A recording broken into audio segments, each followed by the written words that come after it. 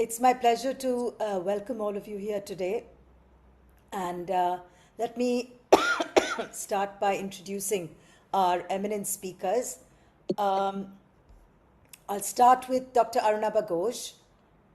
Dr. Ghosh is an internationally recognized public policy expert, author, columnist, and institution builder. Sorry. He is the founder CEO of the Council on Energy, Environment, and Water. He is the co-author, editor of 5 books and with more than 2 decades of experience across 54 countries. He previously worked at Princeton, Oxford, UNDP New York, and the WTO Geneva.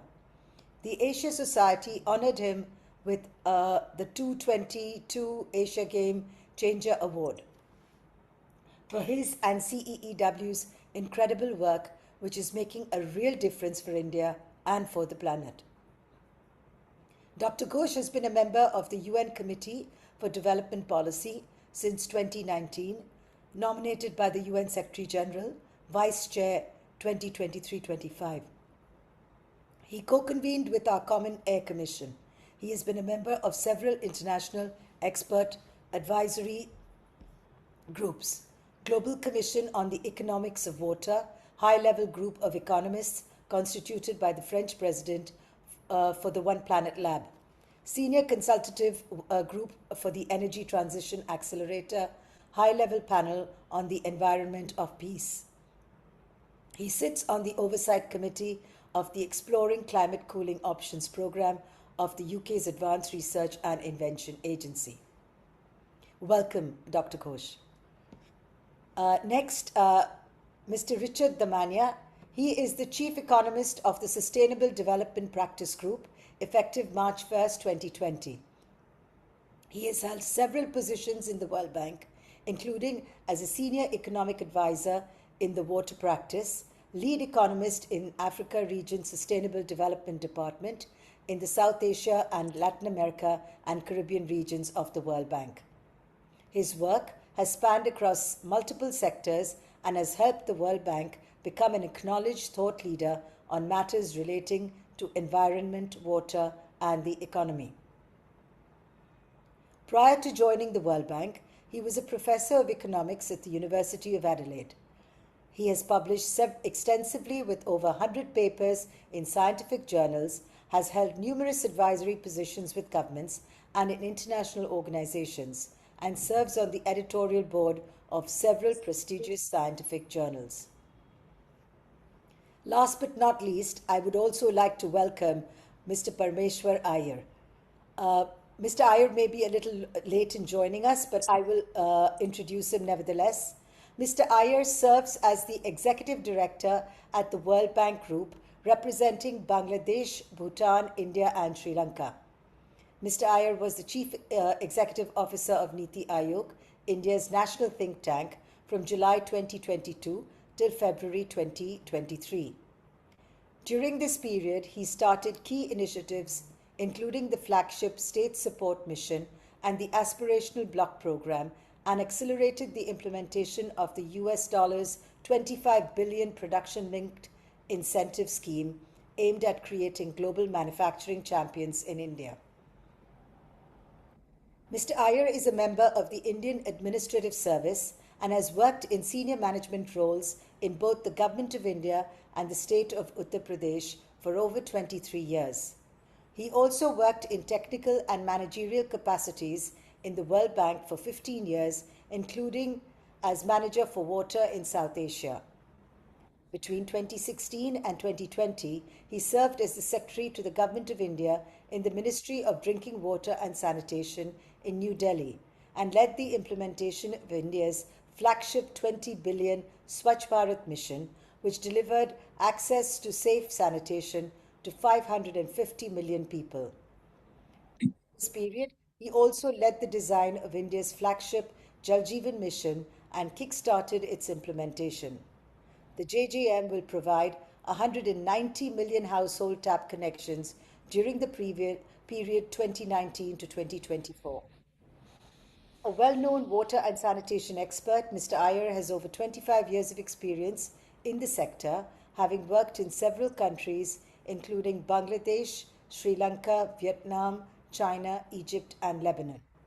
In India, he headed the innovative community-led Swajal program in Uttar Pradesh and Uttarakhand in the 90s.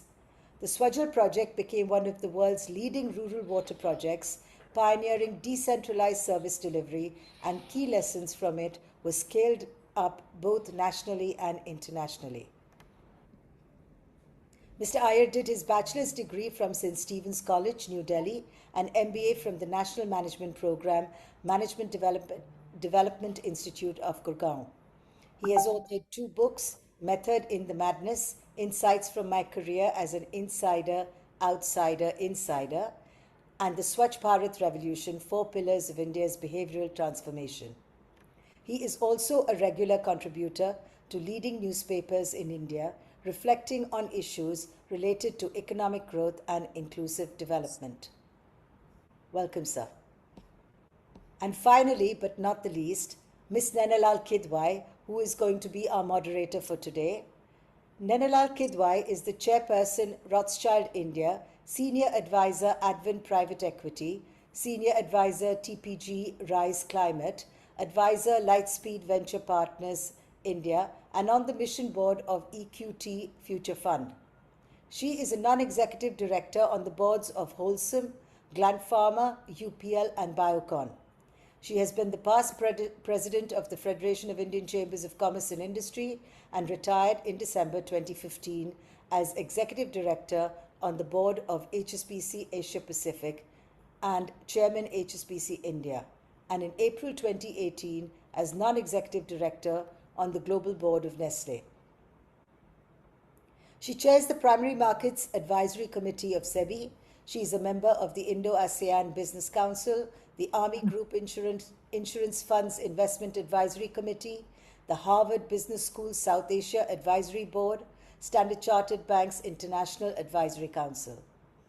An MBA from Harvard Business School, she is the recipient of several awards and honors, including the Padma Shri for her contribution to trade and industry. She is engaged with institutions in environment, water, and sanitation, and has authored 3 books, including the bestsellers 30 Women in Power, Their Voices, Their Stories, and Survive or Sink, an action agenda for sanitation, water, pollution, and green finance. She has been a member of the Government of India's Industry Task Force, the Prime Minister's Trade and Industry Council, the National Manufacturing Council, the National Trade Council, and the Working Group on Banking, Financial Sector Legislative Reforms, and the National Institute of Bank Management. Her interests in water and sanitation and the environment and empowerment of women are reflected in her current engagements as chair of FICCI's Water Mission, chair of FICCI's Sustainability Council, founder and chair of the India Sanitation Coalition, and advisory board member, Wildlife Conservation Trust. Past engagements include Shakti Sustainable Energy Foundation, International Advisory Council of the Inquiry of United Nations Environment Programme, Commissioner for the Global Commission on Economy and Climate, and the Rockefeller Foundation Economic Council for Planetary Health. Welcome, Ms. Kidwai. And with further ado, I hand over to Ms. Kidwai to take forward the discussion. Thank you. Thank you, Natasha. I hope I'm visible and can be heard. Absolutely, ma'am. Yeah. Okay. Thank you. So here we are in what I hope is going to be a very interesting hour and a half. We hope to set aside the last 25 minutes for questions. A ton of questions have come in from many of you in advance, and we hope to accommodate most of them. But as we now launch into the discussion with this eminent bunch of folks on the panel, let me just start by kicking off by really thanking you for putting together this book, Water, Nature, Progress. It is such a timely and thoughtful examination of India's current and emerging water challenges. And from our perspective at the India Sanitation Coalition today, we hope to really focus on the sanitation and health aspects that you refer to, rather than water as the much bigger and critical subject that it is. As you know, the India Sanitation Coalition has been deeply engaged in promoting safe and sustainable sanitation. We work in a very interesting program called the Lighthouse Initiative, which is a very successful public-private partnership with the Ministry of Drinking Water and Sanitation. We work very closely with MAUA. And given this, we are absolutely delighted to have the valuable insights that you are going to provide to us today. So let me throw this question out to all three of you. Param, if you want to just kick this off, you have been such a wonderful partner for us at the India Sanitation Coalition. We really miss you here in India, but you remain a friend, and your inputs, your advice on what indeed does India need to do to ensure that the challenges we have in sustainable sanitation are met? You talk about how we manage it, how we define the limits of our economic ambition are really critical in the way we manage our natural resources, particularly water. So your inputs here would be invaluable. And the same question would really remain now for Arunabha and Richard to expand on after you share your thoughts. No, thanks a lot, Naina, and sorry for joining late. It's a real pleasure to reconnect with the India Sanitation Coalition. I remember those days, Naina, when you had kicked it off more than 10 years ago, and how you and your team have taken it to a different level. So congratulations on the fabulous work. And thanks, Param. All the great foundation you set for us. And all the sort of, I think, critical policy inputs you guys have given us over the years. So I think this particular conversation is taking place at a very opportune time. In this book with Arunabha and Richard, we have tried to position the criticality of the circularity of water and sanitation as being a very important economic driver. I think so far, we have been talking about sanitation, of course, from a hygiene, a health. Of course, we always spoke of the economics of sanitation. But I think we hadn't done enough work on the importance of the circularity of water and sanitation as an economic driver, particularly with the very big vision thrown out by the Prime Minister of Viksit Bharat by 2047. So we started thinking about, as co-authors, on what role will water play in that vision broadly. And then when we talk of water, we of course include sanitation. But now, getting into sanitation specifically, and leaving out the sort of water management aspect, which I'm sure Arunabha and Richard will talk about, including the role of the private sector. Coming back to sanitation, if you remember, Naina, in phase 1 of Swachh Bharat, both Grameen as well as in urban, we focus more on individual household toilets and, the importance of that from a social point of view, but also from an economic point of view, the opportunity cost, particularly for women in rural areas who had to go outside. And, apart from the indignity, there was also an opportunity cost in terms of, the time saved by having a household toilet and using it, and using that time for more productive purposes. Yeah. Then in Swachh Bharat phase 2, we got into a broader definition of sanitation, and we started looking at solid and liquid waste management. And again, this was both rural, peri-urban, and urban as well. I think now we realize in the last couple of years that, look, there is wealth in sanitation, something which the Prime Minister has been talking about for a long time, wealth from waste. So whether you're talking of liquid waste or solid waste, the importance of circularity as a driver, not just of environmental sanitation, but also of the economics of this. So in this book in particular, a lot of excellent research by Arunabha's team in CEEW.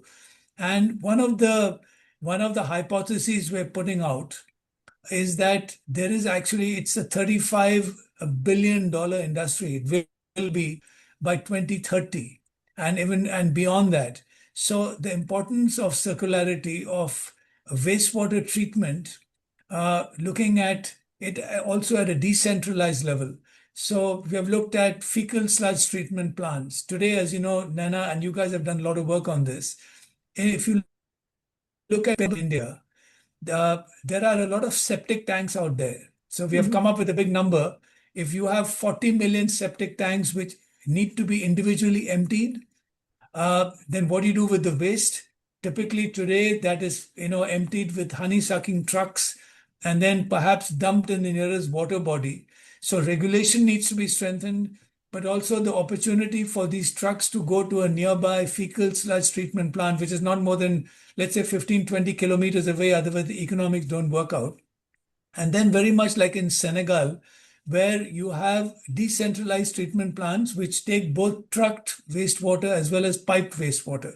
So we have looked at that in detail, and we have figured out that this is something which needs to be operated at the local level. But you need a regulatory a body to do that. And so there are some good examples already in many states in India, particularly Orissa, Maharashtra, Andhra Pradesh, Karnataka, Telangana, where they've started looking at this problem and to look at the sort of second tier municipal bodies which already have their own trucks, but then there's a whole private sector, unregulated industry which needs to be done. So if you do that, then not only are you keeping the environment safe and clean, but you're also providing economic opportunities to the truck drivers, but then also circulating the water. And then you've got, and which can be used if treated at a tertiary level, not just for municipal purposes, industrial purposes, but potentially for horticulture as well. So again, this has been done in other countries. We need to start doing that in India. Some states are already doing it, like Karnataka, for example, but there's an opportunity to take this to scale across the board. And I think importantly, the solid residue as well. Again, if you regulate it and you treat it, you can use that as biofertilizer as well. So let me stop there. So those are some of the ideas we have put out. And finally, we have recommended a circular water economy mission. And in the end, it's got to be done in the states. So, some of the states are more advanced, others can pick it up. And that's one of the important themes of the book. Let me stop there, Naina, and give it back to you. Yeah. Param, you touch on very important aspects, and we are really working on this at the India Sanitation Coalition as well, particularly the use of solid waste, which needs to be treated, dried, etc., and the ability to use this in the furnaces of, for example, cement plants, because I've actually seen this through the board I'm on at Wholesome, where Athens, 70% of the sewage of the municipality there is taken up by Wholesome in their cement plant. So in one fell swoop, they're making sure that all the effluent matter is removed, and there's a payment mechanism worked out between the municipality and the company to make it worth everyone's while. So that economic agenda becomes very key. So the solutions are staring us in the face. It's really now a case of going ahead to implement this. And also the very important aspect you raised of reuse of water, treated water, and the many uses that could be that could actually provide.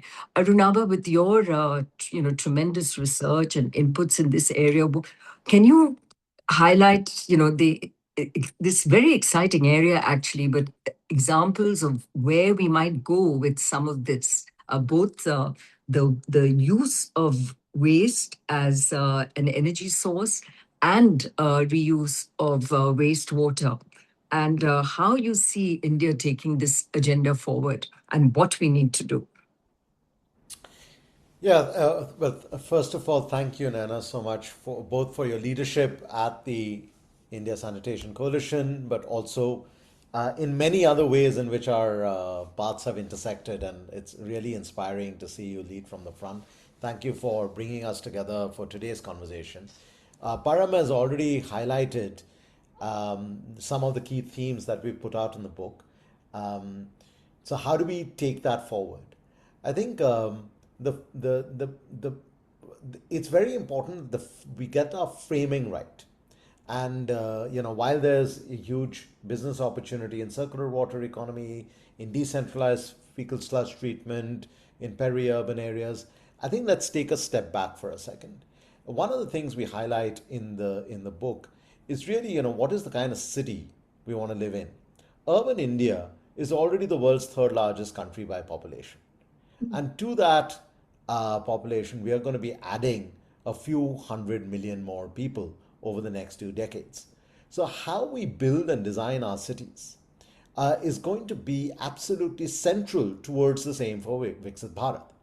So rather than think of water and water treatment or sewerage and sanitation as sort of cost sort of drivers or cost implications for municipalities, we have to see how they become economic drivers, jobs drivers for the perhaps least fiscally powerful part of our governance system.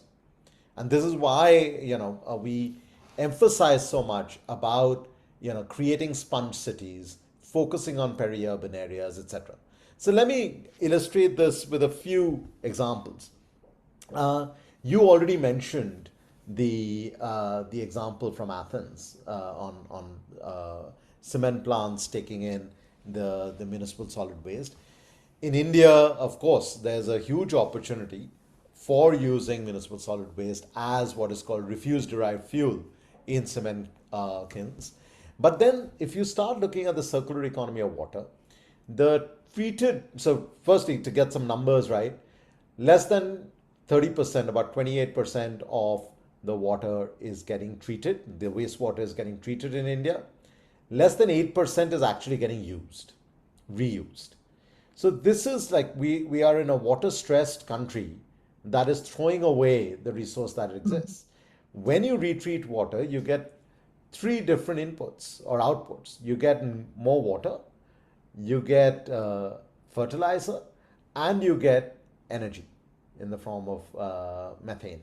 So you can now think about different use cases for these depending on the geography. So if you're closer to an agricultural area, we've calculated that you could reuse the water for agriculture practice, particularly in more value addition crops like horticulture or floriculture.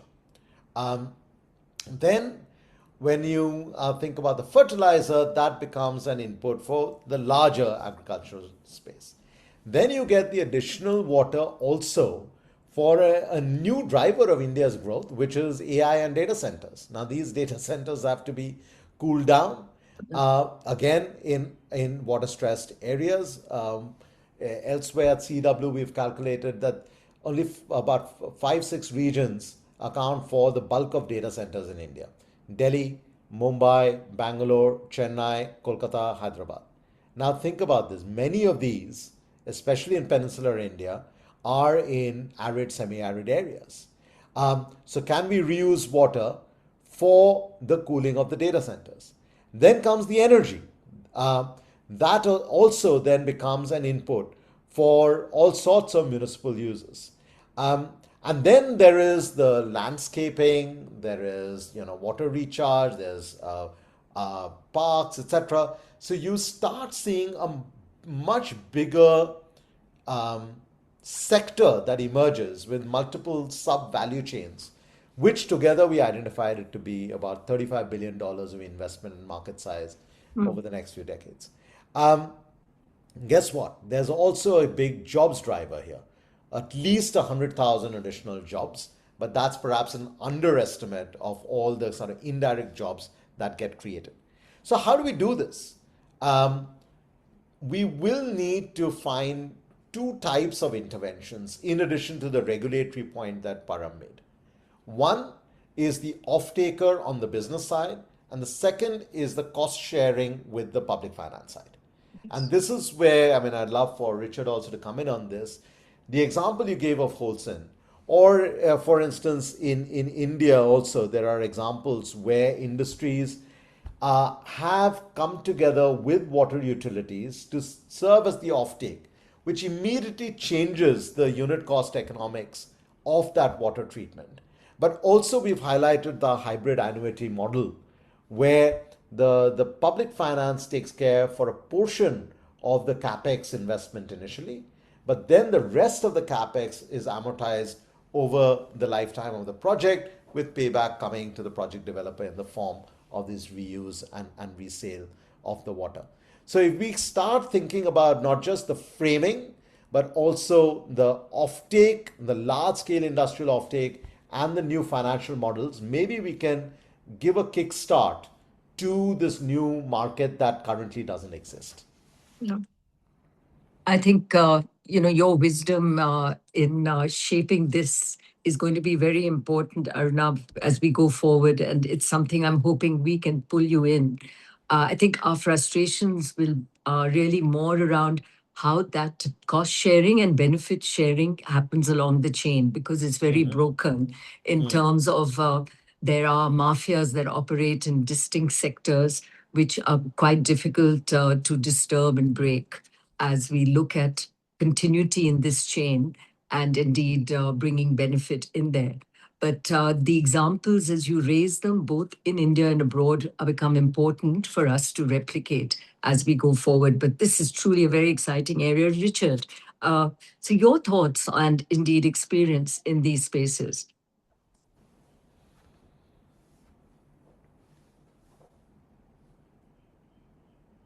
Sorry, I was muted. Let me unmute. Yeah. Welcome in. Yeah. Thank you so much. Look, thank you for having me. It's a pleasure and an honor.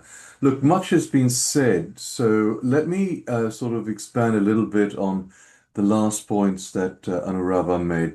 If you get to the nub of what the issue is, what I think can all agree on and recognize that wastewater is not a waste, it's a resource in very many dimensions.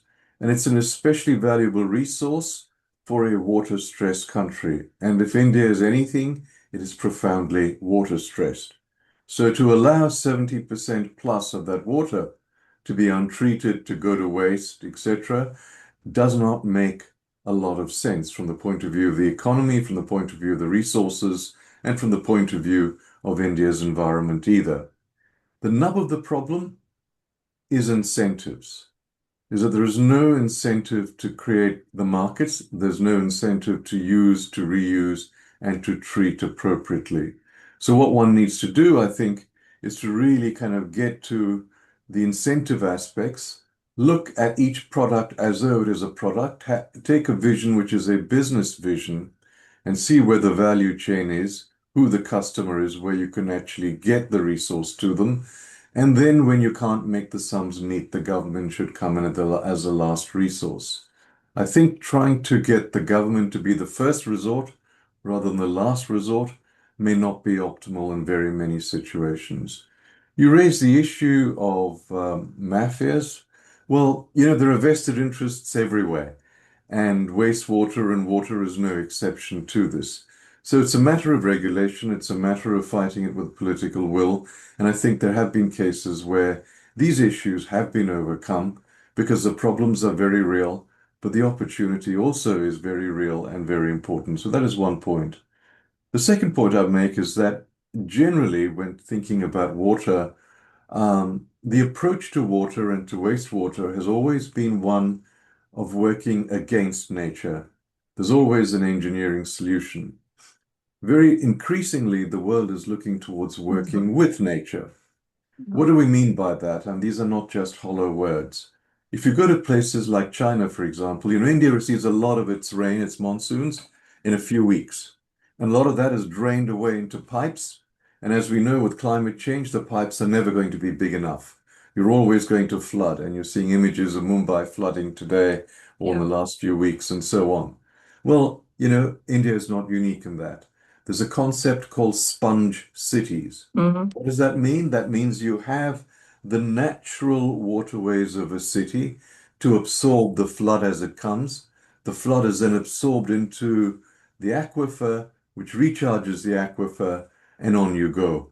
And likewise, there are also natural solutions that you can get for treating wastewater and for treating water, not to the tertiary level, but to the levels that you might need in certain circumstances.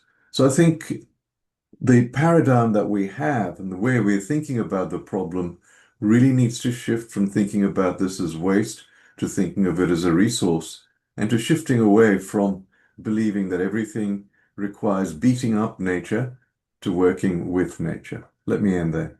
Yeah. Richard, you raise a very important area. One of the subjects that we've been focused on at the India Sanitation Coalition is the building of environment conscious sanitation and water management, given climate and climate change. And our partners in this study, IIT Mumbai, CDD, and HSBC, have really helped us examine the vulnerability of coastal cities in particular. You mentioned this concept of sponge cities, and can you talk a little further about it, because it is such an interesting idea. And we in India have actually destroyed many mangroves and areas which we relied on to help us with this water management and indeed aquifer management. But this, how can we retrofit cities where we've already built on these old and wonderful nature-based solutions? Sure. So just so that all our listeners understand and know what we're talking about, the idea of sponge cities is the fact that, when we have natural earth and when we have forest, it acts as a sponge. So when the heavy monsoon and the rains come, the sponge absorbs the water, it holds the water, and then that water percolates into the aquifer and everything goes well. The current model and the standard model of treating floods and treating rainwater is to pave lots and lots of concrete, which has its own issues and is very expensive, and you put in a pipe. And what happens in practice everywhere in the world? The drain pipe is not always terribly clean. It gets choked up with plastics and everything else. Even if it is cleaned, it's never big enough for the volume of water that will come and the extremes that we are going to experience with climate change. So those solutions are expensive and they're not very cost effective. The idea of using nature, of using your natural floodplains, is 50% or more cost effective than, I'm going to call it, the concrete solution. But even where we have a built city, you can have paving stones which absorb moisture. You can have localized areas that act actually, and gardens that actually act as water storage, that take the peak of the flood and then they slowly subside as the flood and as the rains go down. You see this in Singapore, which is a very, very densely populated city, and you don't see places getting flooded out in Singapore because it's very well planned. They use the concepts of the floodplains. They have paving stones that actually soak in the moisture. So there are ways to do it, but the real genius of the solution is it's cheaper.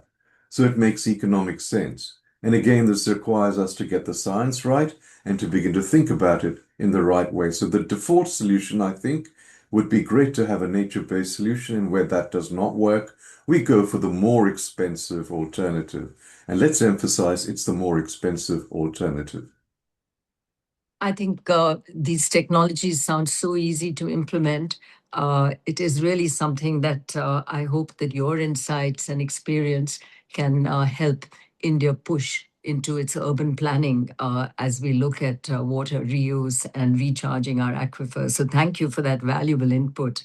So Param, just turning back to you, you'd be really happy to hear about the Lighthouse initiative that we at the India Sanitation Coalition have been working on in a public-private partnership, where the Drinking Water and Sanitation Ministry turned to us to get corporates engaged in model villages, where one of the features of the model village, it had all the features which you started us on: behavior change, toilets, fecal sludge management, through, of course, what you always call the golden standard, the twin pit toilet, but also now wastewater reuse and grey water management.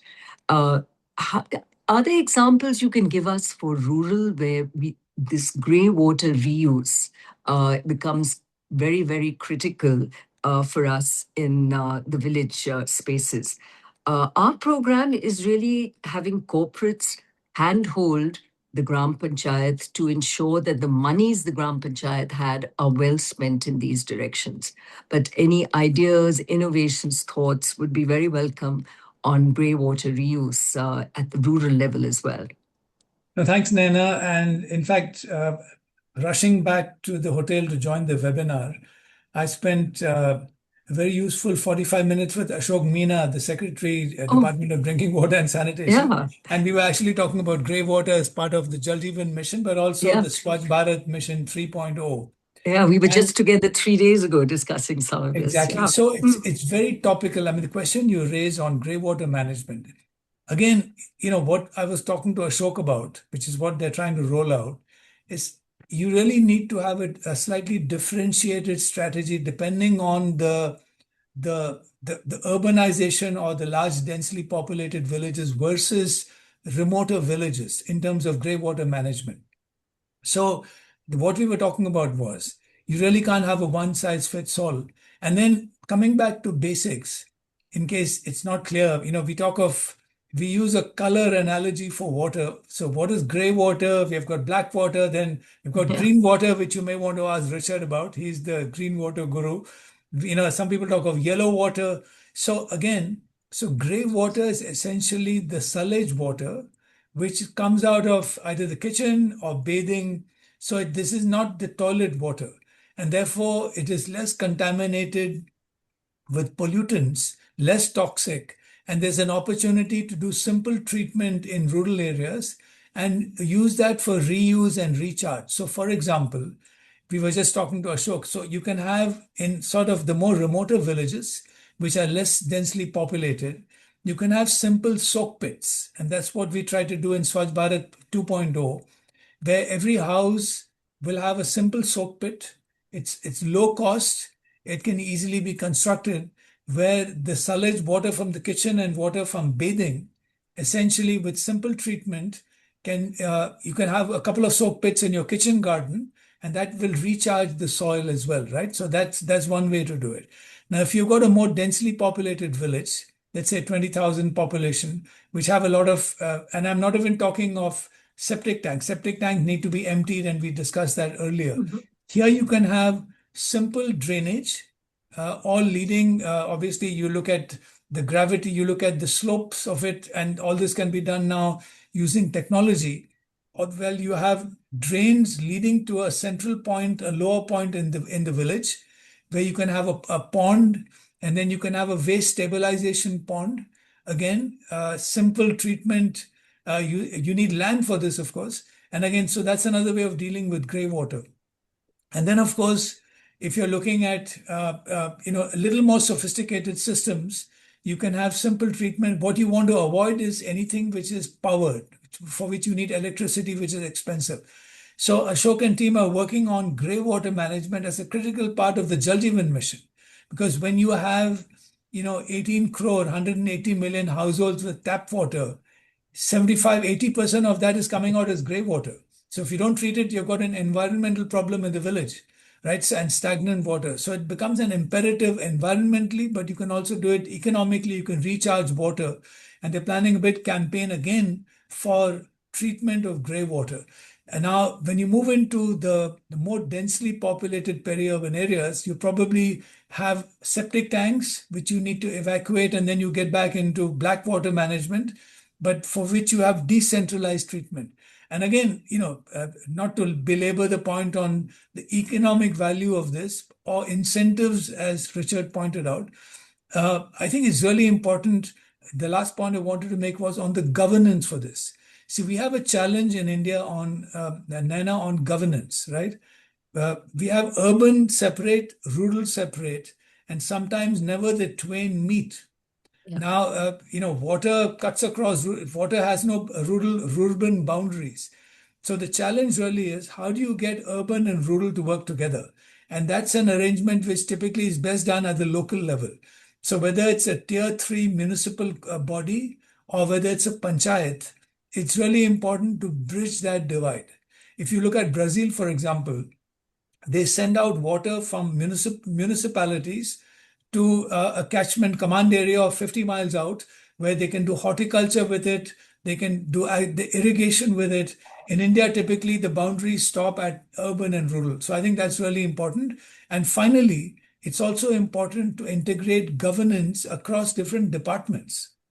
We have challenges in the government of India. Urban is different, rural is different. we made a start with Jal Shakti, where my ministry, the Ministry of Drinking Water and Sanitation, we merged that with the Ministry of Water Resources to form Jal Shakti. But we have got irrigation, which is different. We've got environment, which is different. We've got rural development, which is different. So I think it's really important, and that's a theme we mentioned in the book as well. How do we improve water governance and integrate it so that we can have integrated water resources management, which cuts across rural and urban, but also cuts across sectoral ministries? And we have put out a few ideas in the book. I think it'll be easier to do this in the States. In fact, tomorrow I'm going to be in Lucknow, where I'm going to discuss some of these ideas with the Chief Minister and the new Commission for Transforming UP. Let me stop there. Arunabha, let me pull you into this. This is, there's so many themes here. The theme of rural and urban and breaking down some of these boundaries. Brazil is a great example. Would be great to hear from you other such cases that might help us in terms of better governance in order to reuse this water, which I think we'll have to stop calling wastewater because it really is a resource in itself. So your thoughts on some of what Param and Richard have shared? Yes, Naina. In fact, even in the book, we stopped using the word wastewater because wastewater is being wasted in India. So that is wastewater is wasted water. So the term we have used is treated used water. It's a little more technical, but the better way to frame it. But I do want to pick up on the themes that both Richard and Param have raised. One, if you think about what Richard was saying about sponge cities. Now, it's important to recognize that even in India, while we might not have sponge cities, we do have some cities where there is sponge infrastructure. Let me give an example from Kolkata itself. There's been in the East Kolkata wetlands, because they serve as the natural sponge in contrast to that kind of concrete model that Richard was saying that it doesn't serve the purpose. It actually helped save the city about $44 million annually in just providing a natural buffer against floods. Now, if you scale this up, India itself has experienced about $56 billion in losses from extreme weather, floods, cyclones, etc., similar to what we are seeing in Mumbai. So, of course, as the climate changes, extreme weather will increase. The question is, will we then start valuing the green and the blue-green infrastructure that saves us the damages or reduces the damages? The second thing I wanted to say is, again, we've pointed this out in the book. There's an interesting development in India. India has only about little over 4% of its area covered by wetlands, natural wetlands. However, it's actually doing much better on human-made wetlands. About 30% of total wetland area in India is actually human-made. So on one hand, we are seeing, concretization, illegal encroachment, etc. on wetlands. At the same time, there is an increase in human-made wetlands as well. So how do we then shift this incentive to make sure that we both conserve the natural ones as well as increase the building of the human-made wetlands? And this is where, unless you value the cost saved from this infrastructure, it's going to be very hard to create the incentives that Richard was talking about. So we have to, both at a macro level, say at a National Disaster Management Authority level, but also at a State Disaster Management Authority and municipal level, we've got to connect those dots. The other thing I wanted to say is what Param was talking about on the grey water reuse. And we have tried to point out in the book examples from within India where there are now startups. You were talking about the mafia earlier, but equally there are startups that are coming up with these solutions for distributed treatment of the grey water. So how do we then make sure that this emerging kind of startup ecosystem fits in with the larger kind of startup India mantra that we have, and what kind of decentralized wastewater treatment solutions can be incentivized. What the startups that have more of a plug and play model um, can become much more cost effective, much more land saving alternatives than building giant sort of sewage treatment plants. So it has to be a little bit more geography specific. But once we start unpacking it this way, we've just recently, CEEW has just finished a detailed reuse plan for Varanasi, which, as you know, is the Prime Minister's constituency. And I'm happy to report that the city government has, the municipal commissioner has now already issued an order for 12 departments to start coming together. The point that Param was making about governance. So start coming together to implement this water reuse plan in Varanasi. Yeah. So, or in Mathura, another city in UP, Indian Oil as an off-taker with the city government. So it then, eases the capex burden on the city government to build out this infrastructure. I think we've got to start looking at these examples from within India to give us some confidence, because otherwise people will say, it happened somewhere else. It's not possible in India. Yeah. There is a lot of solutions. We just have to now start scaling them up. And one of the jobs we like to do in the India Sanitation Coalition is to disseminate best practice. So we have to continue to tap into some of these examples you've given as well. But to push you on this as... Naina, sorry, I'm just jumping in for a second. Please, do, Param. Sorry, no, just to excuse myself. I've got to run. Oh, bad traffic. yes, you had said. Yeah, so sorry about that. You've got the two gurus with you, so please keep them for as long as you like. I'm volunteering them. And we won't let you off the hook, Param. We'll be back in touch. So thank you. Thank you for being with us. See you all. And congratulations on, I think this is a very, very useful discussion. All the best. Thanks, Param. So Arunabha, I was going to just push you a little bit to ask what was happening beyond just water reuse, but also the sludge and remaining what we like to also work on, which is the waste to energy part of the sludge that remains. Is that also part of the discussion in Varanasi or any of these other models you're looking at? Yes, certainly, because ultimately this a lot of the, as I was explaining earlier, the waste in the wastewater is effectively then becomes either fertilizer or you get methane out of it for energy purposes, etc. And then the remainder, the treated use water, is put to different use cases. But currently, and this is the bad situation, currently nearly 70% of the fecal sludge is just illegally dumped into water bodies. Mm-hmm. So it's, instead of a circular economy of water and treated used water, we now have a circular economy of waste, sludge, and which is damaging even existing water bodies. Yeah. Param led Swachh Bharat mission, right? Now think about it this way. If a 5,000 liter truck illegally dumps fecal waste in a water body, that is like negating 5,000 toilets that were built under Swachh Bharat. Absolutely. So on one hand, we put in all this money into this infrastructure as a sort of Swachh Bharat 1.0 or 2.0, and then we are negating all those benefits. So this is where the new incentives must be created, as Richard was saying, but I don't think they can be created just at a city by city level, even though the plans should be city by city.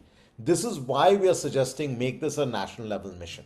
Because only then you realize the scale of what is possible to then counteract the mafias. If you just take at a localized level mafia versus a startup, probably the startup will lose.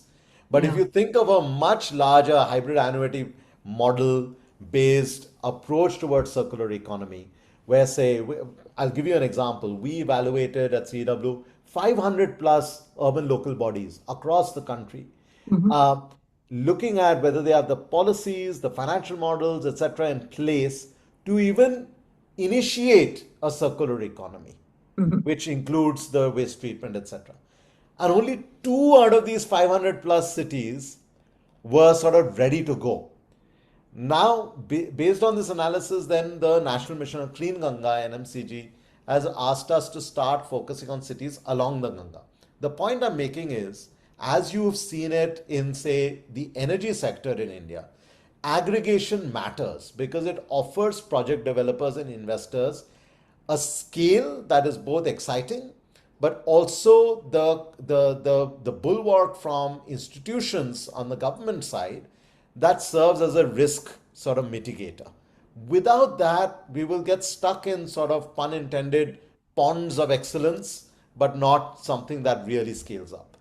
Yeah, I think you're very right there, Richard. Do just on this waste to energy part of sludge management, would be great to hear your views on how India can go forward. I think we've heard some excellent inputs from Arunabha, including the challenges, the way the municipalities are positioned right now. But examples from elsewhere in the world where this is working well that we could learn from? Look, there's no technical barrier to doing waste to energy. It's been done in many parts of the world. I think the challenge comes in having the organizational structure. And with waste to energy also, it requires a little bit more capital expenditure than you might otherwise require. And that means, like one of the last things that Arunabha said was that scale actually matters. And you need to do these things actually at scale. And I think what that actually means is that, well, one can think of this as a sequence, is that we want to have the policy first set in place so that there is the political will. And then you set the institutional arrangements. And these should be mandated as being the default options. And then they should actually also be someone that is accountable. Because very often one mandates things, those targets are not actually met, and there is no consequence of it. So I think there needs to be targets, there needs to be consequences, and there needs to be a level of accountability to communities where these things actually happen. So I think when we're trying to scale these solutions up, going from cute boutique solutions to changing the way India manages its water, India manages its wastewater, which is a resource, this should be a kind of like a nationwide effort and a nationwide push with very, very precise targets, I think, that are measurable and where we can get accountability. So I think that's probably the next big but difficult shift in the conversation. Yeah, I think, for us, it's early in the day, but the Prime Minister has clearly indicated his interest in seeing the waste to energy story in India unfold. And the good part of the geopolitics of the last 2-3 months have only made us even more hungry for energy solutions, particularly as they reside on our doorstep. So I'm hoping that this is the right opportunity for us to use the sludge from the fecal sludge management part of it. And our cities are huge. The calorific value is there to actually enable this reuse. And to the example that Arunabha raised, that it doesn't wind up in our water bodies, messing that up as well.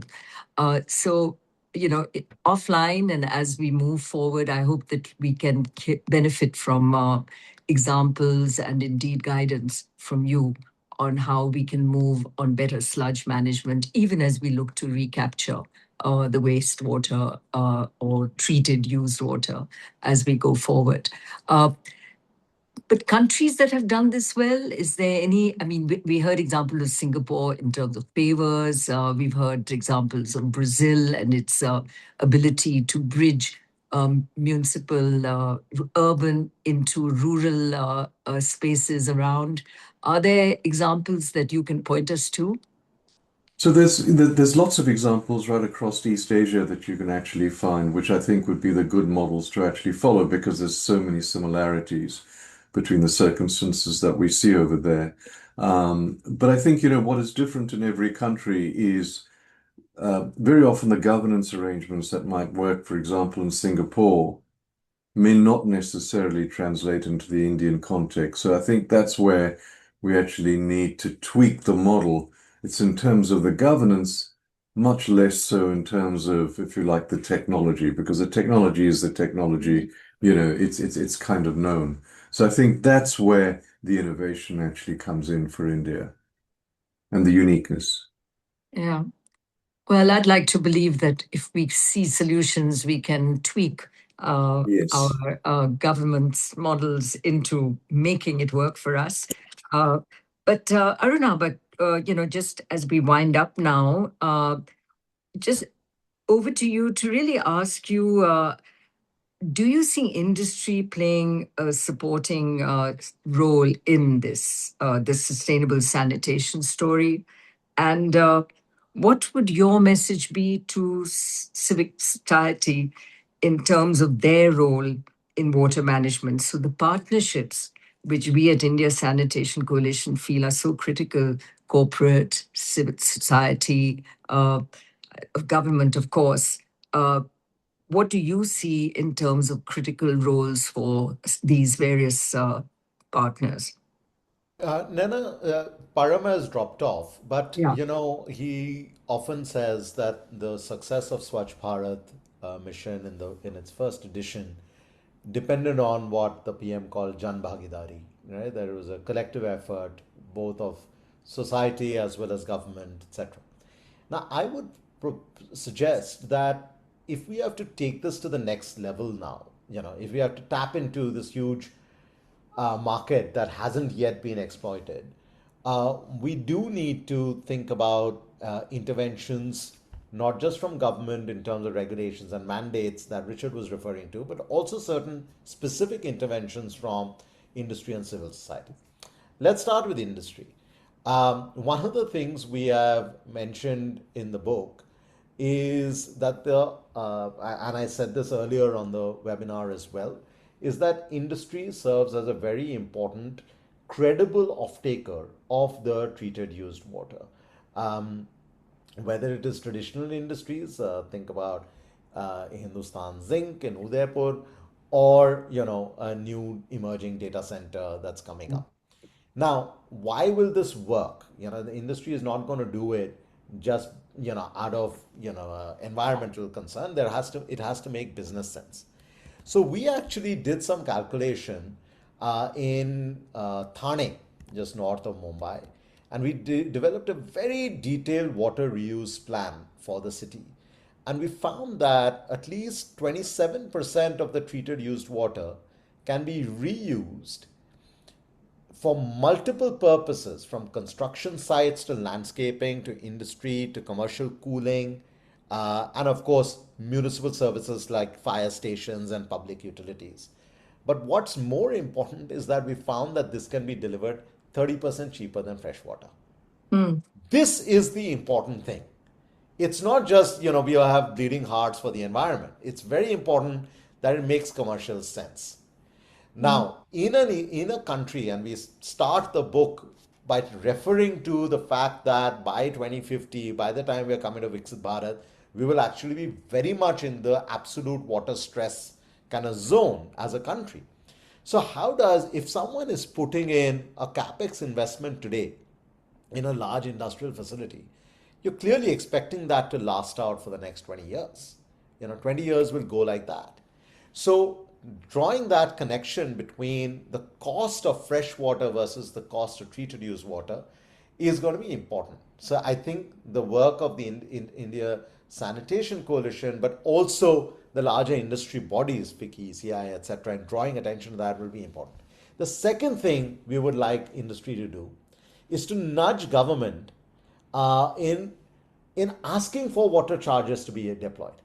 Now, this sounds a little counterintuitive, but actually it is not. Because in the absence of clear tariffs, there is the mafia business. And as a result, both the poor are paying a lot, but also industry has uncertain delivery of water.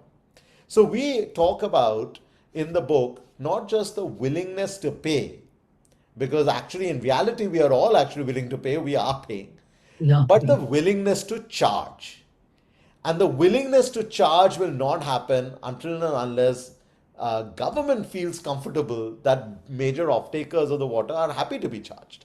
But when you make these two connections, that treated used water will be cheaper as a result of the co-benefit of the sewage being treated, etc., but also that you're nudging the government to say, please apply a charge so that there is clear market certainty. That's what's needed.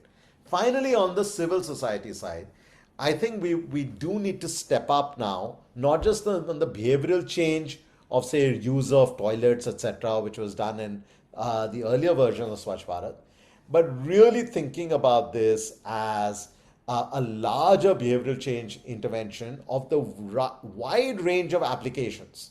Think of, you mentioned Singapore, right?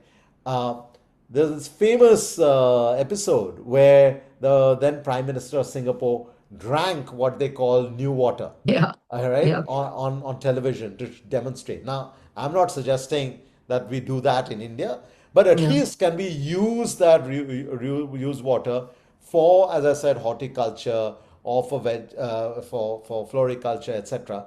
And we can demonstrate that through civil society ownership of, demonstrations, then there's a lot more confidence. So the Jan Bhagidari now needs to be elevated to a different level. There's a lot of money to be made, a lot of money to be invested, a lot of jobs to be created. The purpose of the book was to try and connect those dots and offer that alternative vision for a water secure and a blue green India. Yeah, I think what you say, it's so critical. I live in an area in Delhi where the government actually put down pipes to carry treated wastewater to the sort of farm and agrarian areas. So it's not treated to the drinking water example of Singapore, but good enough to keep the green belts of Delhi green. But that hasn't, the pipes are there, but the water hasn't come for the last couple of years. So implementation, poor implementation, more focus on infrastructure than connecting to the last mile are, I think, frustrations which we need to see better implemented at the urban level as well. And Richard, to you, just the role of multilateral institutions. It's great just to read about what the World Bank is looking to do for pollution in our country. Are there thoughts and work that you see happening in the areas of to help us on wastewater reuse the sludge waste to energy, which you think are programs that we can benefit from? So I can speak especially to the organization I work for, which is the World Bank. So we've always been deeply involved in the water sector in India. We supported the Swachh Bharat 1 when Param was in charge of that. And we continue to be engaged in different aspects of water. And one of our objectives is to enhance water security right across the world in different countries. And it comes in different packages in different ways. Some countries want some things, others want other things. There's an emphasis on irrigation, storage sorts of things in some countries. In other countries, it is water and wastewater. But if I may, I wouldn't want to leave this webinar without sort of giving your listeners a sense of what it would take for water security in India. When it rains, what were we taught in school? Where does the water go? Of course, we were taught in school that the water mainly goes into your rivers, it goes into your lakes, it goes into your aquifers. But did you know that is only 30 to 40% of your water? Where does 60% of your water sit? It sits in soils as soil moisture. And when we think about water, we only think about that liquid stuff in the lakes and the rivers, and we ignore the 60 to 70% that is in the soils. And if you do that, you begin to get your planning all wrong.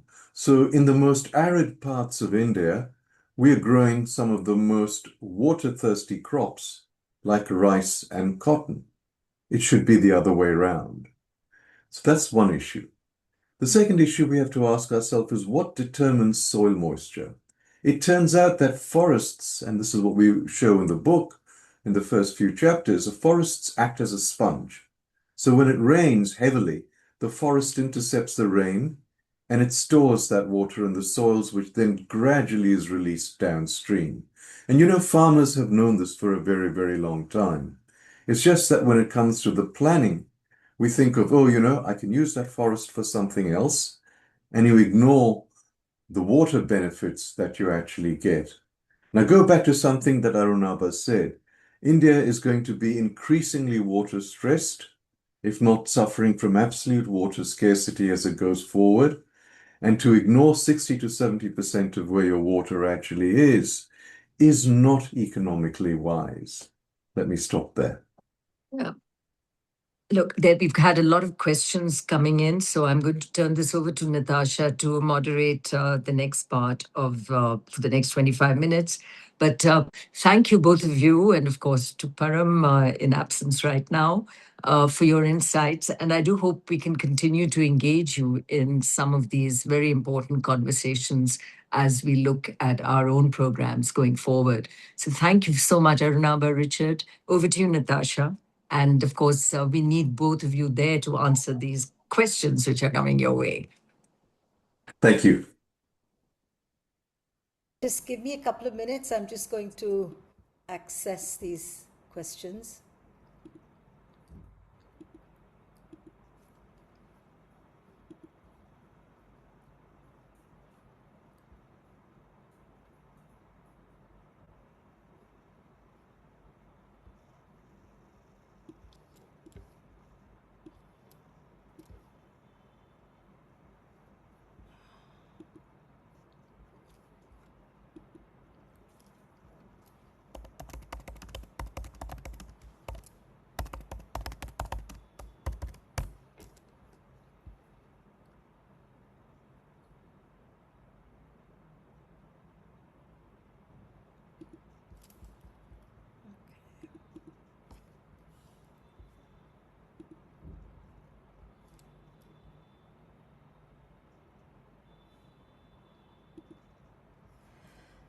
So there are quite a few of them. I'm just going to have to pick the ones that are clearly the most relevant right now.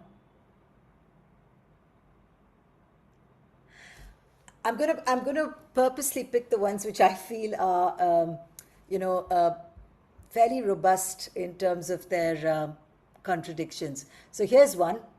And I'm going to leave it, Richard, up to you or Arunabha to decide who wants to answer it. The first one is, despite growing concerns of climate change, why are community participation and state still not on the agenda? And this is, I know, a fairly controversial question from the perspective of the government itself, but what do you feel? Well, let me take a stab at that, and then Richard can come in. I actually don't believe this is it's easy to answer that there is no community action or that this is not on the agenda. Um, India is a very vulnerable country when it comes to climate change, and there is increasing recognition that that is the case. First of all, let me request your audience to go to something called Kravis.ai, Kravis.ai. Kravis is an AI powered tool that we at CEEW have launched. It's the first of its kind in the developing world. We've looked at 279 indicators over the last 40 years and projected out to another 50 years and layered it with various types of sectoral plays such as agriculture, data centers, power infrastructure, etc. You can see in a very hyper-local way how climate change is impacting and how it will impact your investments and your infrastructure that you're going to put in. Now, in recognition of this kind of vulnerability, you do see significant efforts. Earlier this year alone, the India declared heat a national disaster. Earlier, it used to not be considered a national disaster. Secondly, the 16th Finance Commission is now looking at providing resources to the districts that are more climate vulnerable. So rather than resources going as a post-disaster kind of recovery, you're providing resources upfront to build in resilience. And of course, the India story on clean energy infrastructure build out is well known. It is now, after China, the country that deploys the maximum amount of renewables on an annual basis. So all this is on the recognition side. That being said, and this goes back to the book that Richard Param and I have written, we say that water, when it comes to climate change, water is actually our weakest link. And this is where we want to start thinking about water, not just in the sectoral way, drinking water, sanitation, agricultural water, etc. We've got to start thinking about water as the national and the natural resource that is highly undervalued and therefore underappreciated. If we start thinking about it in a different way as our weakest link for not just water sector but for economic growth, then we can also start recognizing the services it provides, from agriculture to industry to urban, but also, as I mentioned earlier, in preventing the kinds of multi-billion-dollar losses when it comes to hard infrastructure because we've damaged the natural infrastructure. So this is, I would say, the next part of our journey on building climate resilience. Richard? Look, let me just add to that. So water is absolutely, the way you manage water is absolutely central to the way you handle climate change, especially for India. And I think there's a lot of community awareness and public recognition in India. I mean, you cannot but help when temperatures, the thermometer reaches the level that it does, ignore what is actually happening. You cannot but help notice floods like you're seeing in Mumbai that are being publicized all over the world. So I think there is recognition. I think the challenge now is going to the next stage where you have to scale up the appropriate kinds of solutions, which will often call for doing things differently. And nowhere more differently will you see this than if you actually make this transition towards a sponge city. That will cool your city automatically. It will filter your water. It will be a more livable space. So I think you can cast this as a win-win-win. It's not an environmental issue. It is a health issue. It is an economic issue. It is an issue of the kinds of cities we want and that will grow and will be much more productive than they would be under business as usual sorts of models. So I see a great role for the different parts of any economy coming together. The government to set out the big picture, the framework, the legislation. The private sector, which is much better at doing certain things like management, investment, etc., and the community for the accountability and the demand. And the major role of the community is in the accountability and being satisfied customers and letting it be known when it is the case and when it is not the case. Okay, that's actually that leads very nicely into the next question. So India has numerous water-related programs across ministries and sectors. We all know about these.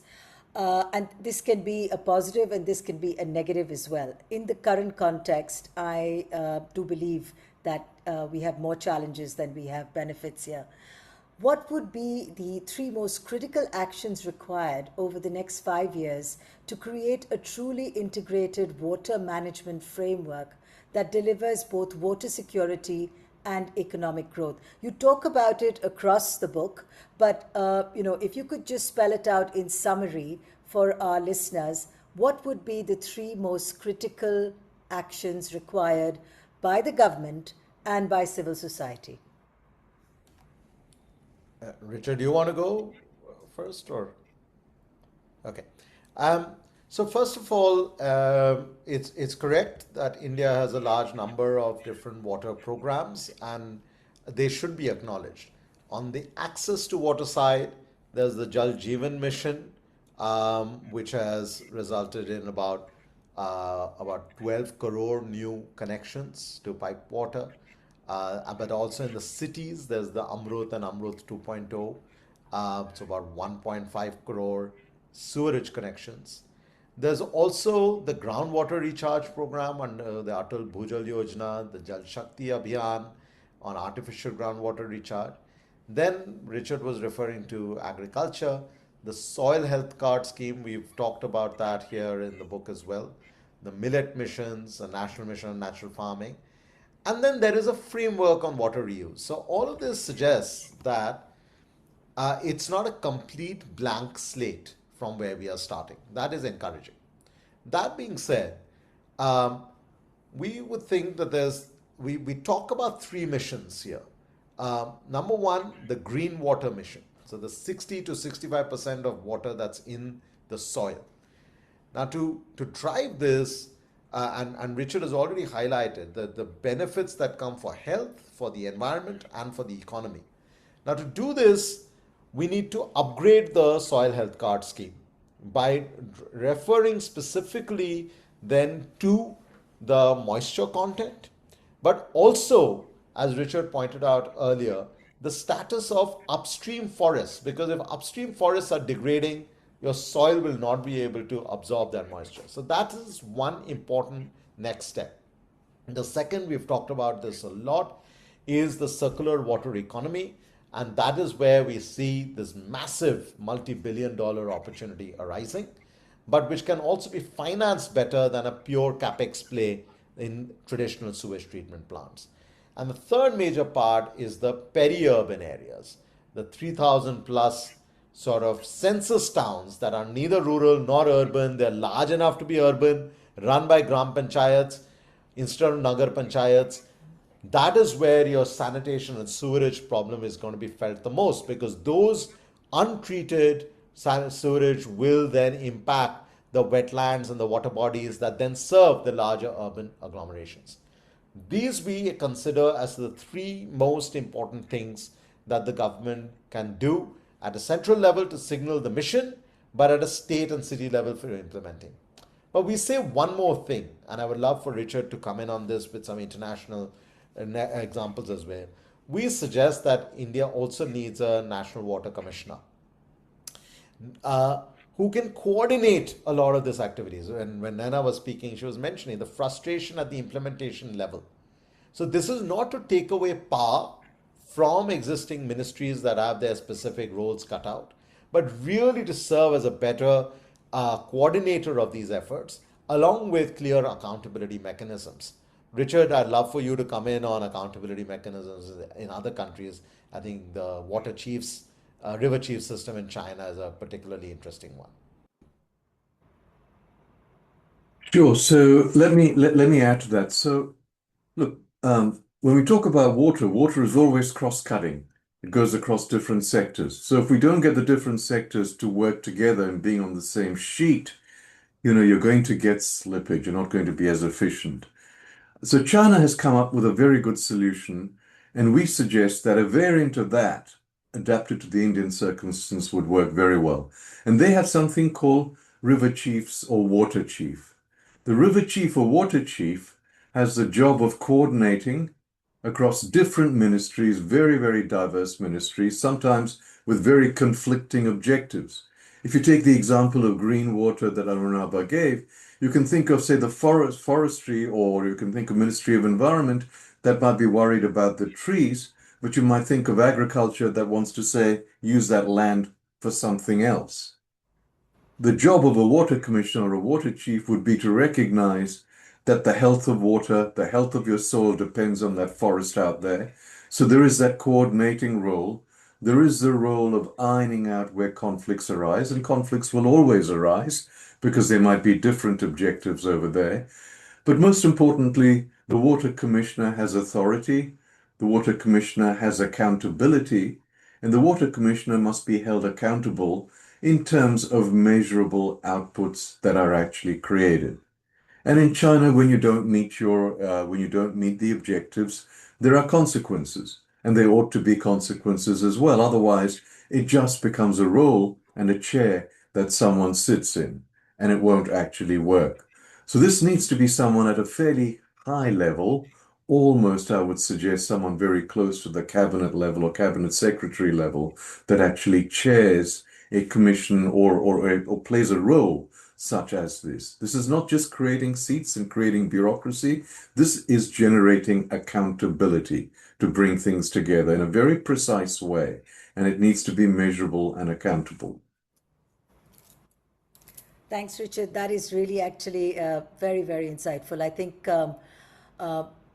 as much as I hate to say India doesn't need to follow any other country, but India definitely needs to take good examples and China does have some really good examples for us to look at.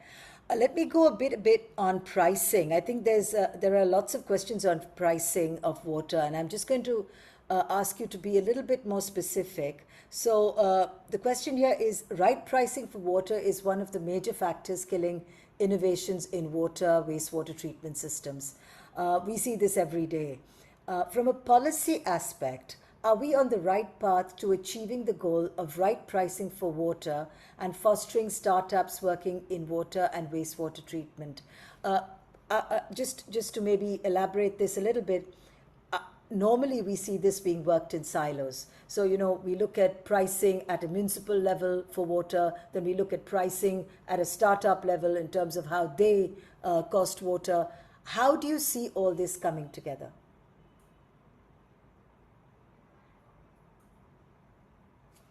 Any one of you?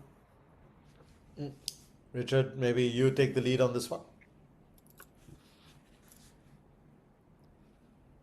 If you want me to. Look, it is clearly the case that if we don't begin to price water, at least when it comes to municipal water appropriately, not much else can actually happen. Because when you don't price water and water is too cheap, you simply waste the water, and we see that all over the place. So I think it was Arunabha that said that the problem very often is not so much that consumers are not willing to pay for water, they pay very, very heavily. You pay the tanker, you pay the tanker that comes, much more than you pay for your municipal water. You pay in terms of the poorer quality. And for poor people, you pay in terms of queuing to get to the tanker and, the fact that the tanker may or may not be reliable.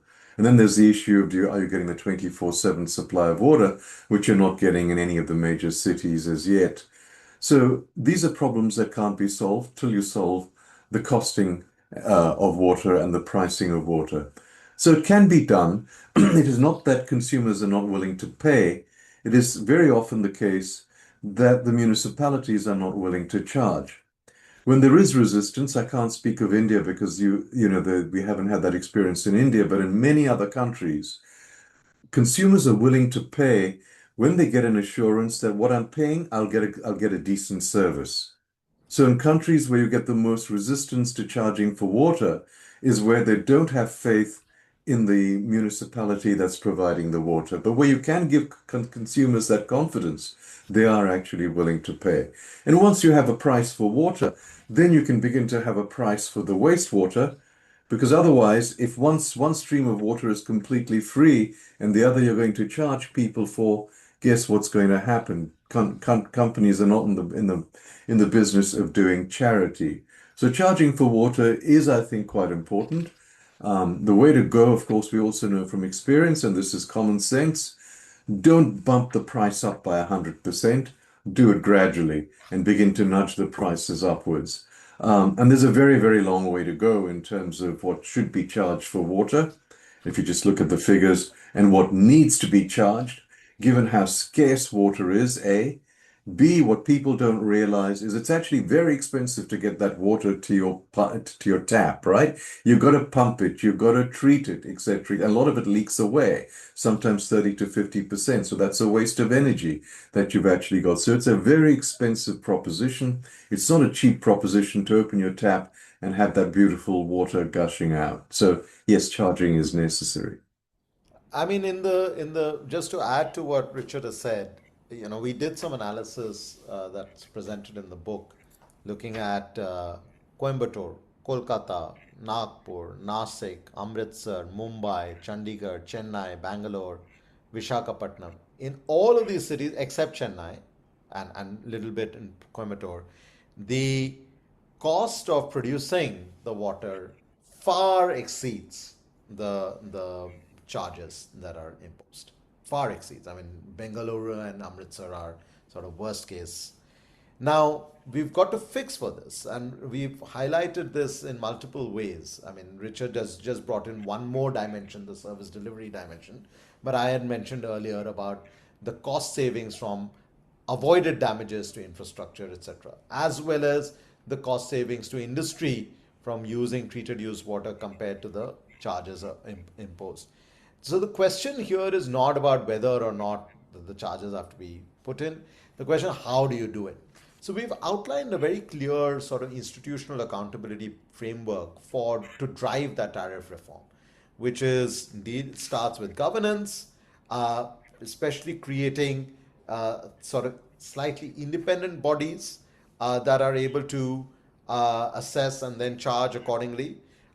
Then the infrastructure is monitored in terms of build out, particularly in underserved areas. Uh, then comes efficiency. So you put in incentives for increasing the efficiency of the delivered service. And then you also need data.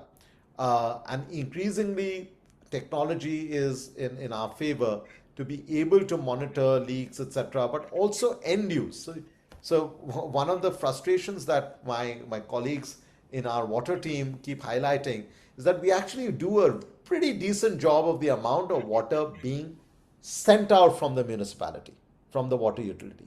We do an absolutely terrible job of measuring the water that is actually used. So a lot of those sensors, meters, etc., have to be now installed at the end use side rather than just the use. The same applies to sanitation. I mean, back to the issues that Naina was referring to, right? I mean, Naina, even the stretch of the Yamuna that passes through Delhi. I think if I'm not getting my numbers wrong, only two of the several dozen sort of outlets have automated water gauges to see how much of the sort of sewage is just going into the river. So, we need to start leveraging this and then linking it to incentive on the efficiency, infrastructure, and governance side.